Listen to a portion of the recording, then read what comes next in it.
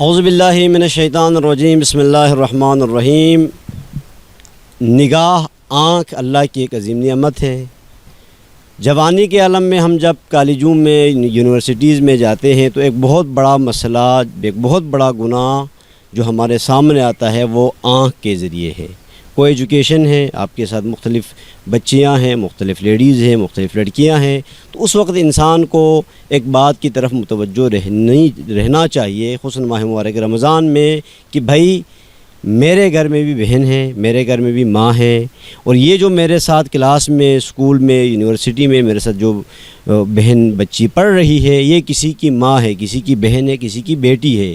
اور اس طرح انسان ماہ مبارک رمضان میں اپنی آنکھوں پہ کنٹرول کر سکتا ہے، اور یہی ماہ مبارک رمضان میں آنکھوں کا کنٹرول کرنا میں اور آپ کی زندگی کی عادت بن سکتی ہے کہ ہم اپنی زندگی میں اپنی آنکھوں کی حفاظت کریں۔ والسلام علیکم ورحمۃ اللہ وبرکاتہ۔